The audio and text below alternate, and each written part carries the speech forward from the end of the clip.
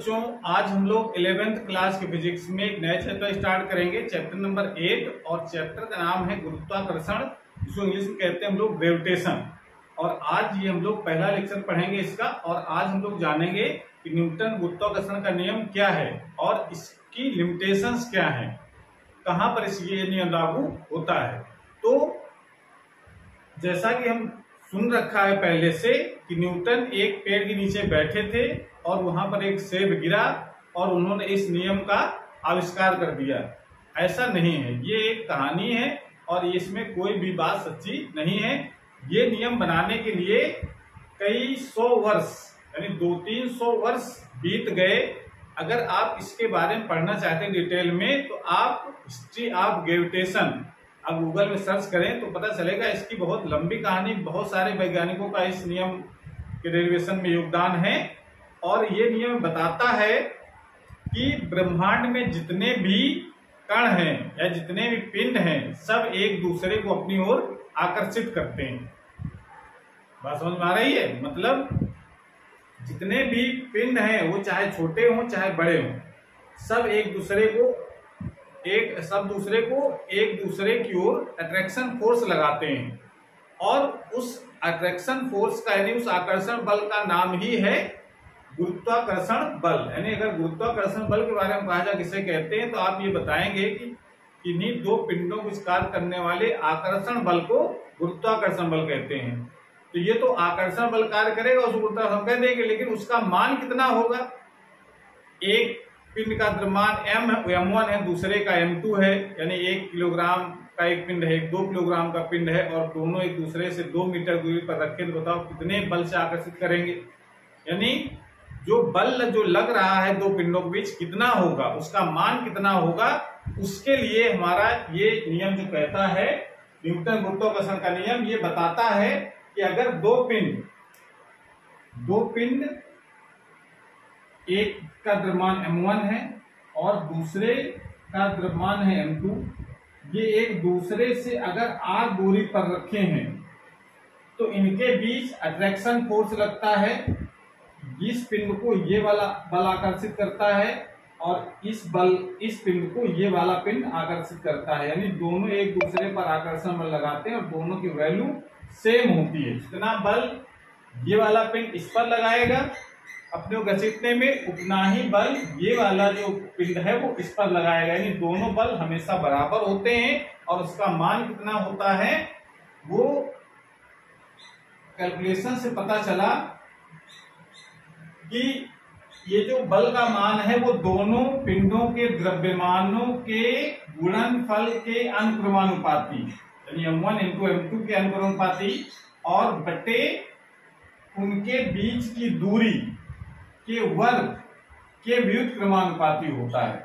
यानी ये नियम कहता है, नियम को स्टेटमेंट एक्सप्रेस लिखेंगे कि इन्हीं दो पिंडों को विस्तार करने वाला गुरुत्वाकर्षण बल उन दोनों पिंडों के द्रव्यमानों के गुणनफल के अनुक्रमानुपाती तथा उनके बीच की दूरी के वर्ग के व्युत्क्रमानुपाती होता है। नियम क्या बताता है? उनके बीच लगने वाला बल, और जो बल लगता है उसको हम क्या कहते हैं? गुरुत्वाकर्षण बल। यानी गुरुत्वाकर्षण बल निकालने का एक नियम है जिसको हम लोग कहते हैं न्यूटन का गुरुत्वाकर्षण का नियम। और इस चिन्ह को जब हटाएंगे, इसको फार्मूलेट हम लोग करेंगे तो इसको लिखा जाएगा directly proportional to m1 m2 बटे r²। इसको जब हटाएंगे तो यहाँ पर एक कांस्टेंट लगेगा, इसको कांस्टेंट निकालते हैं हम लोग कैपिटल G m1 × m2 बटे r²। ये बल का सूत्र होता है,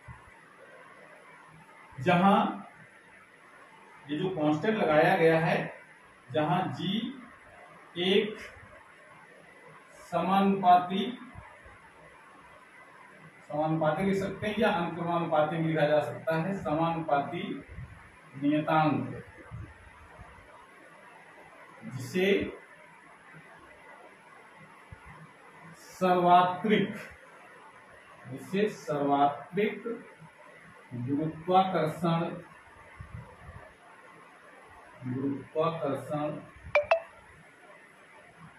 नियतांक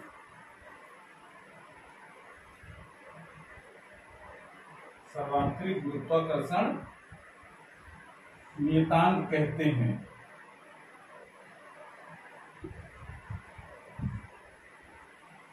इसका नाम ही है सर्वात्रिक गुरुत्वाकर्षण नियतांक, यूनिवर्सल ग्रेविटेशन कांस्टेंट। क्या कहते हैं इसको?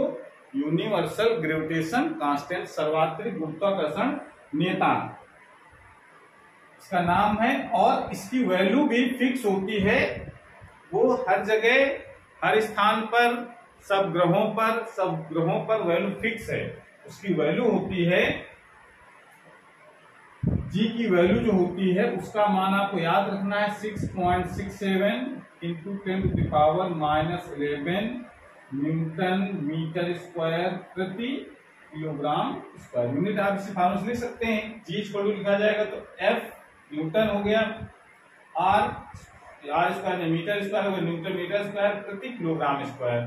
तो ये इसकी यूनिट है, ये इसकी वैल्यू है। ये वैल्यू कभी भी चेंज नहीं होती है।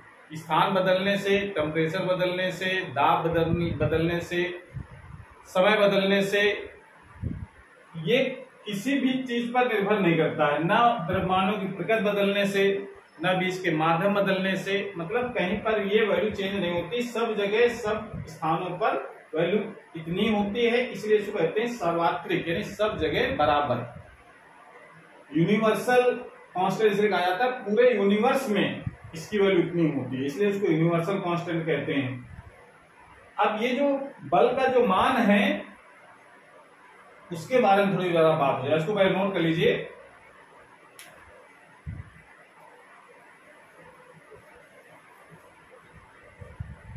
बल का जो मान है वो होता है G(m1m2/r²).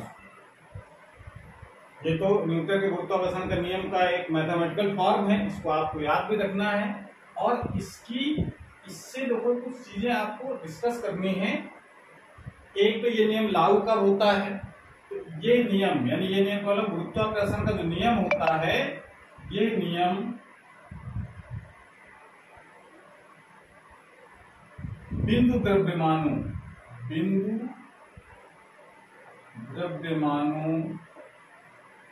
मतलब पॉइंट मास होने चाहिए, पॉइंट मासेस के लिए लागू होता है। यही एक प्रमुख लिमिटेशन है। ये बहुत ही सूक्ष्म कणों के लिए लागू होता है, बहुत बड़े मास के लिए लागू नहीं होता है। और अगर अब ये बात आती है कि ये इस नियम को हम लोग पृथ्वी और सूर्य के बीच भी लगा लेते हैं, तो उसका कारण ये है कि भारी पिंडों के लागू तो होता है, लेकिन वो भारी पिंड बहुत दूर रखे हो, इतनी दूर हो कि उसके आकार से बहुत ज्यादा दूर हो। जितना आकार है पिंड का उससे बहुत ज्यादा दूर हो, तो हम उन पिंडों को फिर हम विद्युत द्रव्यमान मान लेते हैं, उसको पॉइंट मास माना जा सकता है। ठीक है, मतलब तभी हम सूर्य और पृथ्वी लगने वाले गुरुत्वाकर्षण बल को ज्ञात कर लेते हैं इस वाले फार्मूले से, क्योंकि वो बहुत दूर हैं। बहुत दूर के लिए हम उस बिंदुओं को या उस वस्तुओं को हम विद्युत द्रव्यमान मान लेते हैं। लेकिन एक्चुअल में अगर वो बहुत भारी पिंड है और बहुत पास रखे हैं तो फिर ये नियम लागू नहीं होता है। बात समझ में आ गई? या तो क्वेश्चन में लिखा होगा कि इनको विद्युत द्रव्यमान मान करके न्यूटन गुरुत्वाकर्षण नियम लगाइए, तब तो कोई बात नहीं, बिल्कुल लग जाएगा। लेकिन वैसे इसकी एक्चुअल जो मीनिंग है वो किसके लिए है? पॉइंट मासेस के लिए है। दूसरी बात है कि ये जो आकर्षण बल है, यानी ये जो गुरुत्वाकर्षण बल है, यह बल कौन से बल की बात हो रही है? जो दोनों कणों के बीच लग रहा है, उसको हम लोग गुरुत्वाकर्षण बल कहते हैं। ये बल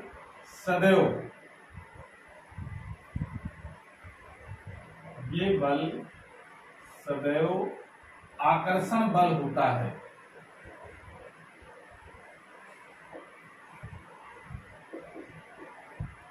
ये सदैव आकर्षण बल होता है, मतलब दो पिंड अगर कहीं रखे हैं तो वो चाहे जितनी दूर हो चाहे जितनी पास हो, अगर वो अट्रैक्शन करेंगे मास के कारण, द्रव्यमान के कारण, तो हमेशा एक दूसरे को अट्रैक्ट करते हैं, हमेशा कभी भी रिपल नहीं करते हैं। प्रतिकर्षण बल कभी भी नहीं लगता है। तो ये जो गुरुत्वाकर्षण बल होता है वो कैसा होता है? आकर्षण बल होता है। और बात कह सकते हैं हम लोग, ये जो बल है गुरुत्वाकर्षण बल, ये बल ये बल माध्यम पर निर्भर नहीं करता है। यानी माध्यम अगर चेंज भी हो जाए, माध्यम चेंज होने का मतलब क्या है, जैसे अगर हम दो पिंडों के बीच बल निकालें और वो पिंड वायु में रखे हैं, उनके बीच कितना आकर्षण बल लग रहा है, वही दोनों पिंड उतनी ही दूरी पर अगर हम जल में रख दें कितना आकर्षण बल कार्य करेगा, या वही पिंड अगर हम निर्वात में रख दें तो कितना आकर्षण बल कार्य करेगा। सबको अगर निकालो, चाहे जिस पोजीशन में हो, डिस्टेंस सेम हो, मास सेम हो, मीडियम कुछ भी हो, फोर्स का मान हमेशा इक्वल आता है, यानी बराबर आता है। तो इसका मतलब है कि इसके दोनों द्रव्यमानों के बीच में कोई भी माध्यम हो सकता है, लेकिन जो आकर्षण बल है, गुरुत्वाकर्षण बल, उसका मान बराबर होता है। तो ये बल माध्यम पर निर्भर नहीं करता है। और इसकी विशेषता ये है, यह बल केंद्रीय बल होता है, केंद्रीय बल यानी सेंट्रल फोर्स होता है ये। इसका क्या मतलब है, इसका मतलब यह है कि जो दो पिंड हैं उनके जो सेंटर होंगे दोनों पिंडों के, उनको मिलाने वाली रेखा के अनुदिश काम करेगा। मतलब इसके जो बल होंगे बिल्कुल मिलान रेखा के अनुदिश बल कार्य करते हैं, इसलिए इसको कहा जाता है ये केंद्रीय बल है, सेंट्रल फोर्स है। ऐसा नहीं कि ये बल इधर लग जाए या ये बल इधर से अट्रैक्ट करने लगे, ये नहीं संभव है। हमेशा बल किस दिशा में लगेगा, दोनों सेंटरों को मिलाने वाली रेखा के अनुदिश, इसलिए इसको हम लोग कहते हैं सेंट्रल फोर्स होता है ये। अगला आप लिख सकते हैं, ये बल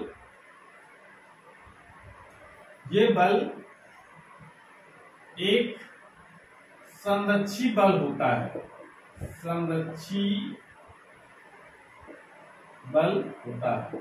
ये आप संरक्षी और संरक्षी बल पढ़ चुके हैं, कंजर्वेटिव नॉन कंजर्वेटिव फोर्स, ये हम लोग डिटेल में पढ़े हैं इसके पहले वाले चैप्टर में,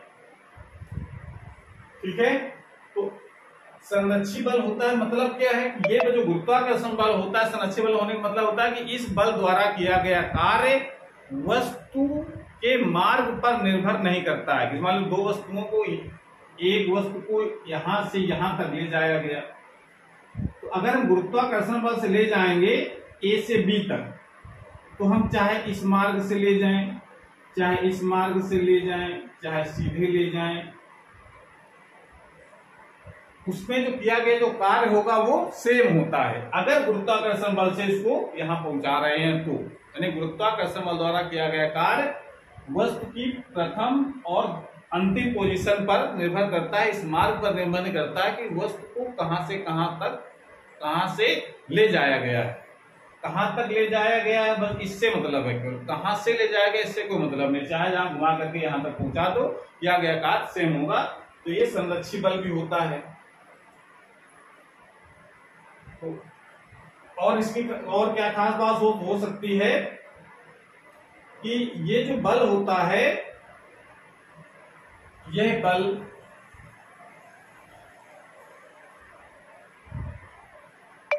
सबसे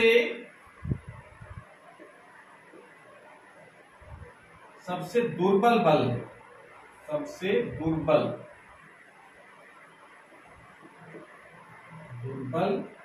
ये बल सबसे दुर्बल होता है।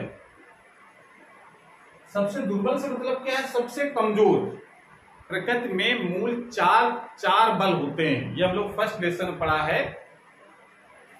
प्रकृति में मूल जो बल होते हैं वो चार होते हैं। कौन कौन से, ग्रेविटेशनल फोर्स जिसकी बात हम लोग कर रहे हैं, गुरुत्वाकर्षण बल, एक होता है दुर्बल नाभिकीय बल, एक होता है विद्युत चुंबकीय बल, एक होता है प्रबल नाभिकीय बल। तो ये जो बल है चार बलों में से एक वो सबसे कमजोर बल है। कमजोर किस लिए है वो हम इसलिए बात करेंगे क्योंकि इसमें जो जी की वैल्यू होती है वो बहुत कम होती है। जी की वैल्यू कितनी होती है, अभी हमने बताया 6.67 इंटू 10⁻⁻11 न्यूटन मीटर स्क्वायर प्रति किलोग्राम।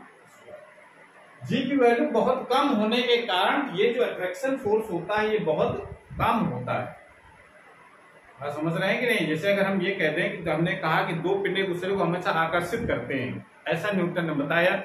अब ऐसा जैसे हमारे और इस कैमरे के बीच में, इसका मतलब है कि अट्रैक्शन फोर्स लग रहा है, हमारा भी मास है, कैमरे का भी मास है, लेकिन एक दूसरे पर चिपक नहीं रहे हम लोग। क्यों नहीं चिपक रहे हैं? क्योंकि जो अट्रैक्शन फोर्स तो लग रहा है, लेकिन जो जी की वैल्यू इतनी कम है कि हम जैसे मास अगर मान लो हम 100 किलोग्राम के हैं सपोज, ठीक है ना, थोड़ी देर के लिए मान ले 100 किलोग्राम के, और कैमरा हमारा कितना होगा, मुश्किल से 1 किलोग्राम का होगा, बहुत ज्यादा अगर हुआ तो 100 किलोग्राम 1 किलोग्राम का गुणा जब करोगे कितना आएगा, 100 किलोग्राम। और उसमें जब मल्टीप्लाई करोगे इसका, जब सूत्र में रखोगे M1 100 किलोग्राम, M2 1 किलोग्राम, बीच की दूरी मान लो 1 मीटर, और जी का जब मल्टीप्लाई होगा तो ये वैल्यू बहुत कम आती है, 10⁻⁻9 या -8 के आसपास आएगी।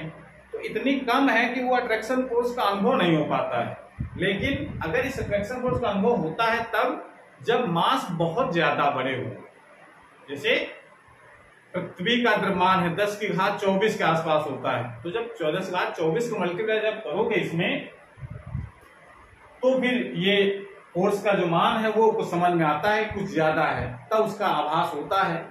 तो ये इस कारण से ये जो बल होता है बहुत कमजोर बल की श्रेणी में रखा गया है। सबसे कमजोर बल होता है गुरुत्वाकर्षण बल। जितने भी प्रकृति में पाए जाने वाले जो बल हैं उनमें सबसे कमजोर, ठीक है। तो इसको नोट कर लीजिए, नोट कर लिया।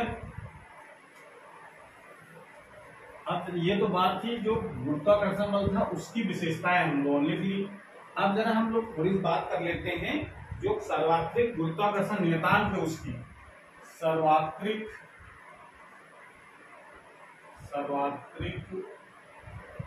गुरुत्वाकर्षण नियतांक यानी यूनिवर्सल कांस्टेंट जो हमारा है उसको कैपिटल जी से रिप्रेजेंट करते हैं, उसके बारे में हो जाए तो उसकी डिफिनीशन हम लोग कैसे लिखते हैं। वाले उसके आ जाए डिफिनीशन, बताओ सर्वात्रिक गुरुत्वाकर्षण नियतांक किसे कहेंगे, तो हम लोग क्या बताएंगे। तो उसके लिए देखो न्यूटन का जो नियम है उसके हिसाब से दो मास अगर है उनके बीच लगने वाला जो बल होगा उसका मान हम लोग गुरुत्वाकर्षण के नियम से निकालते हैं। उसका फार्मूला हम इस प्रकार से लिख लेते हैं। यहां से जरा जी की वैल्यू निकालो, जी बराबर क्या हो जाएगा, F × R² / M1 × M2। अगर हम ये कंडीशन लगाएं इसमें, यदि M1 और M2 के जो मान है वो 1 किलोग्राम है, यानी जो दोनों द्रव्यमान है 1-1 किलोग्राम के हैं, और वो एक दूसरे से 1 मीटर की दूरी पर रखे हैं, अगर ऐसा है तो जो G का जो मान होता है किसके बराबर हो जाएगा, F। ये तो होगा R की जगह 1, M1 M2 की जगह 1, तो इसका मतलब है G जो है ना गुरुत्वाकर्षण नियतांक किसके बराबर हो गया, F के बराबर, यानी गुरुत्वाकर्षण बल के बराबर हो गया। तो इसका मतलब क्या डिफिनेशन लिखेंगे, इसकी डिफिनेशन हम लोग क्या लिखेंगे, गुरुत्वाकर्षण बल या गुरुत्वाकर्षण नियतांक परिमाण में उस गुरुत्वाकर्षण बल के बराबर होता है जो 1 मीटर की दूरी पर रखे एकांक द्रव्यमानों के बीच कार्य करता है। वैसे तो लिखेंगे, क्या लिखेंगे जरा लिख दें हम लोग, लिख सकते हैं गुरुत्वाकर्षण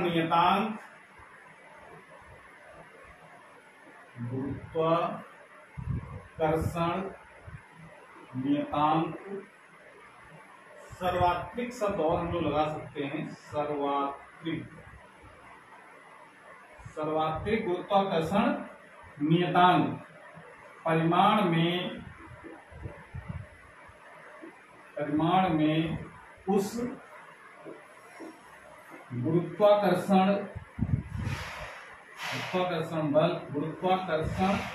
बल के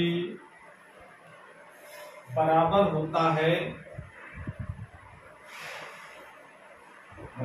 होता है जो 1 मीटर की दूरी पर रखे, जो 1 मीटर की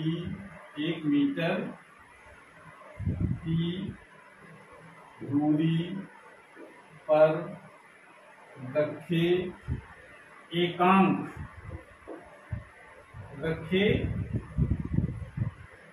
जो मीटर दूरी पर रखे दो एकांक द्रव्यमान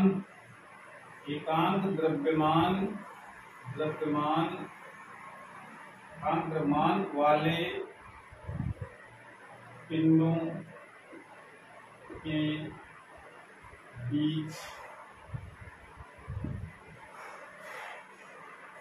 बीच कार्य करता है।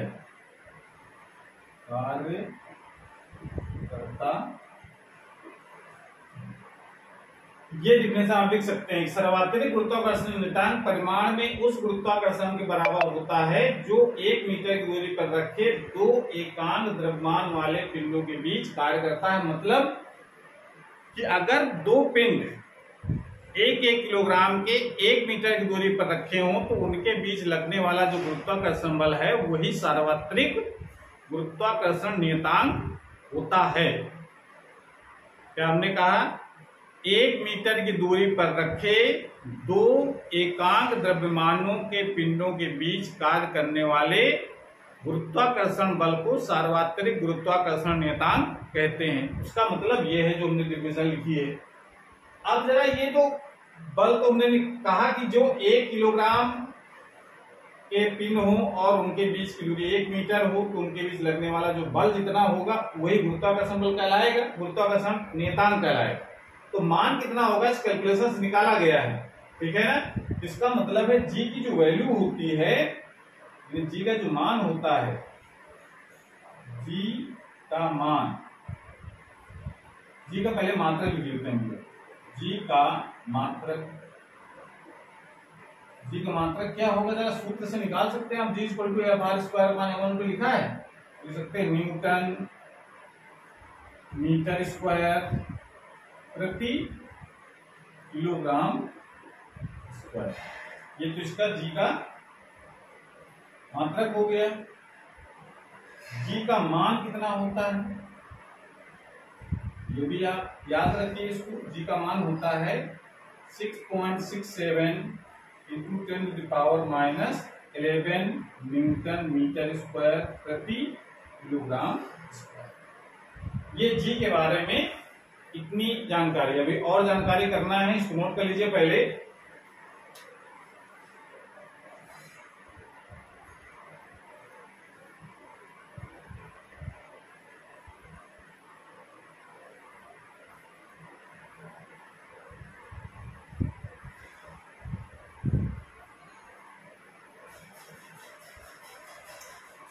जी इक्वल टू क्या लिखा फार्मूला हम लोगों ने, F R square upon m1 into. यहां से अगर हम जी की विमा निकालना चाहें, अगर जी की विमा क्या निकले, बल की विमा, दूरी की विमा, द्रव्यमान की विमा लिख दो m/L/T-2 तो बल की हो गई और दूरी की हो गई L स्क्वायर हो जाएगी यहाँ r की जगह, और यहाँ पर हो जाएगा m द्रव्यमान की विमा और दूसरे में द्रव्यमान की विमा भैया। तो इसको सॉल्व करेंगे तो क्या आ जाएगा, एक m से तो m कैंसिल हो जाएगा, बचेगा m-1 L स्क्वायर और T माइनस, ये इसकी विमा बन जाएगी। बात समझ में आई। m-1 ऊपर जाएगा, T स्क्वायर L क्यूब, ये एक L स्क्वायर है और एक L यहाँ पर भी है, तो m-1 L क्यूब T-2, ये इसकी विमा निकाली हम लोगों ने। और हम लोग इसके बारे में क्या जानकारी कर सकते हैं कि जी एक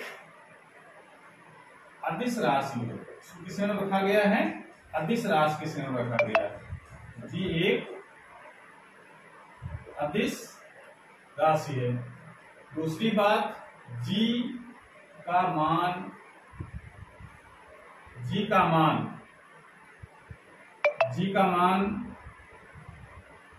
ताप, दाब, माध्यम,